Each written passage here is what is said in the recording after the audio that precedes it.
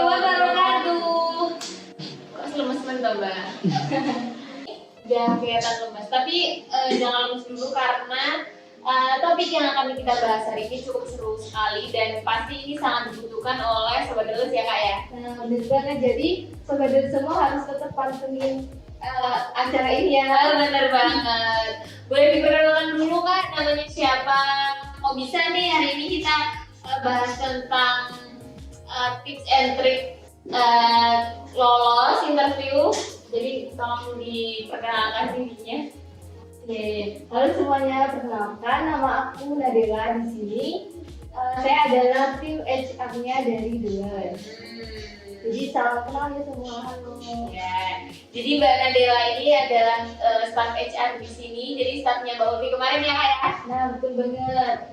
Jadi untuk di bidang hiring Mbak Nadela sendiri yang mengurusin ya. Jadi buat teman-teman, kalau misalkan teman-teman lagi butuh tips dan trik, bisa banget dengerin sore ini karena bahasan kita sangat seru sekali.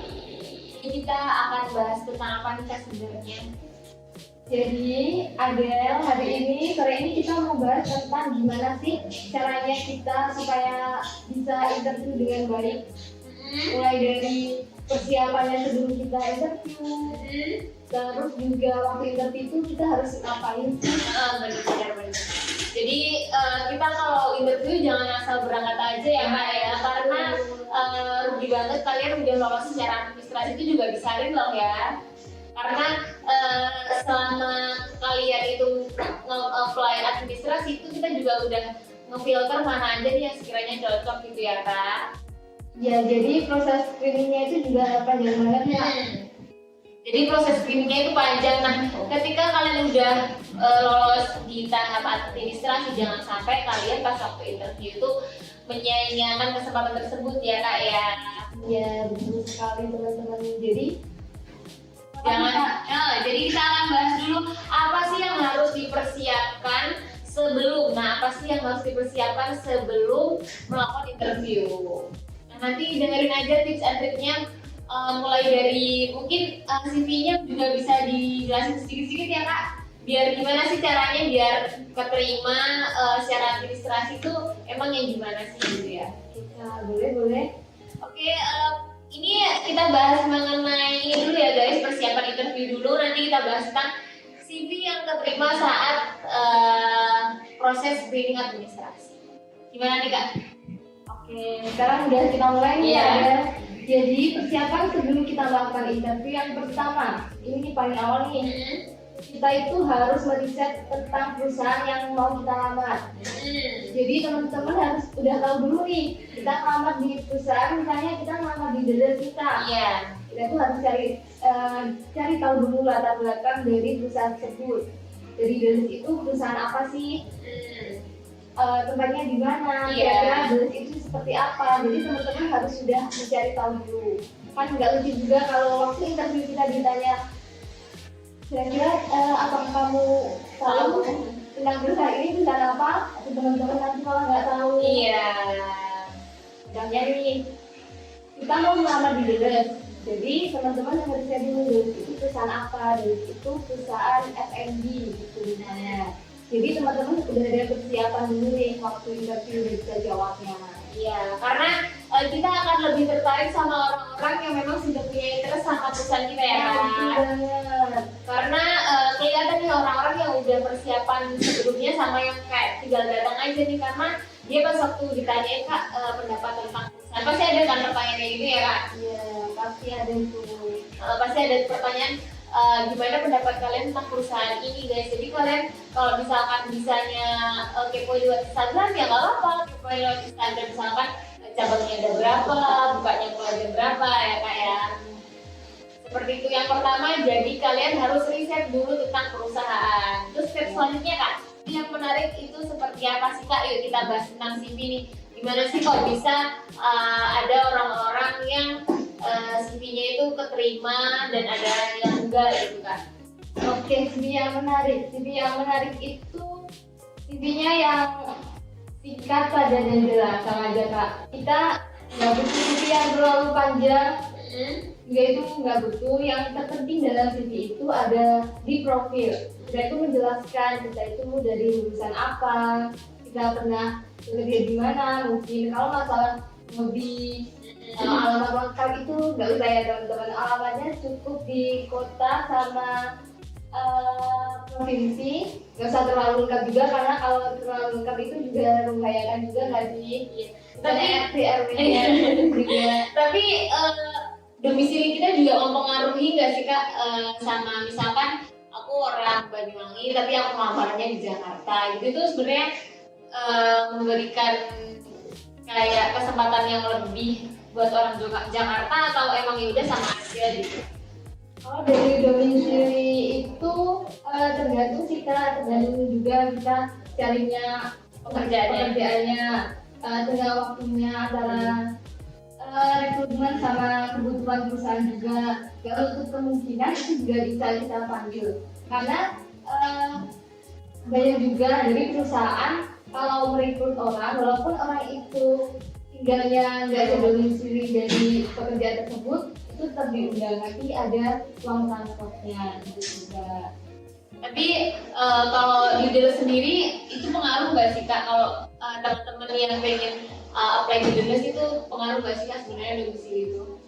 Kalau di sini domisili itu berpengaruh juga, karena untuk keefektifan waktu kita juga itu juga kita pertimbangkan.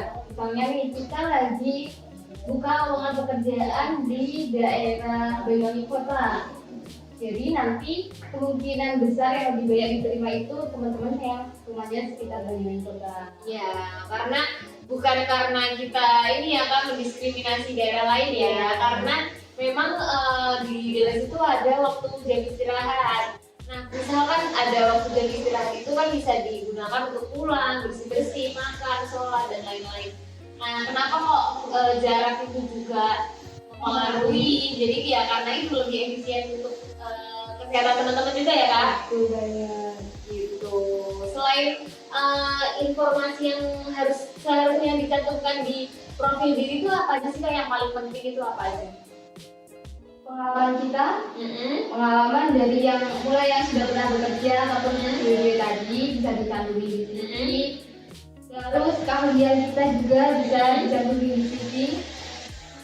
Iya, karena misalkan reviewer itu punya waktu nggak banyak ya Kak. Iya. Jadi reviewer itu akan baca sekilas saja tentang profil kita. Misalkan dari profil kita udah reviewernya itu nggak tertarik, misalkan kita ngelamarnya di finance tapi ternyata pengalaman kita itu di bidang event dan lain-lain, mungkin sekilas dari profil itu reviewer akan nge-skip ya Kak ya, karena yang penting itu profilnya kita di teman-teman, jadi yang bawah-bawah itu akan membaca kalau misalkan profilnya memang cocok dengan yang dicari gitu. Jadi yang di profil itu yang dituangkan di profil yang relate sama pekerjaan yang mau kita lamar. Ya, misalkan teman-teman memang jurusannya di bidang pertanian tapi daftarnya di bidang manajemen, ya teman-teman boleh bisa diceritakan dulu pengalaman di bidang manajemen itu apa. Jadi jangan sampai salah ya, misalkan teman-teman memang punya pengalaman banyak banget dan semuanya ditulis nih, malah itu reviewer males ya Kak? Iya, soalnya juga seperti kebanyakan semua pengalamannya ditulisin di CV, padahal pengalaman itu nggak relate atau nggak berhubungan sama posisi yang mau dilamar sekarang. Iya, jadi itu malah bikin reviewernya nggak berminat karena yang dicari adalah yang fokus di suatu bidang yang kita hiring ya Kak? Iya, yang kita butuhkan gitu dari sebenarnya pengetahuan ini juga berpengaruh buat teman-teman itu kira-kira aku cocok nggak ya di bidang ini, karena ada kayak misalkan udah masuk F&B tapi mindsetnya masih anak PNS gitu ya Kak. Jadi kan kalau F&B emang nggak ada liburnya nih. Iya, betul banget. Jadi banyak nih teman-teman yang mindsetnya masih salah ya Kak. Iya. Kok aku liburnya dikit banget, atau kok hari ini masih masuk aja nih pada tanggal merah. Iya, jadi teman-teman harus mempelajari itu sebelum melakukan apply ya teman-teman kalau bisa, karena Itu sangat krusial sih karena akan mengganggu kinerja kita ya kak. Iya betul banget. Kalau teman-teman udah kerjanya di F&B tapi pikirannya kok pengen tanggal merah libur ya kerjanya di PNS kalau nggak gitu di pabrik gitu ya kak yang memang industri-industri seperti itu. Tapi keuntungan di F&B itu juga banyak banget sih ya kak. Dia lebih dinamis dan lebih inovatif. Jadi kita kerjanya nggak gitu terus ya kak. Iya banyak keseruan dan tantangan tersendiri. Gitu teman-teman. Dan juga rata-rata di F&B itu kerjanya lebih enjoy, nggak yang kayak terlalu ini sih, nggak terlalu strict gitu ya kayak Benar. lebih enjoy.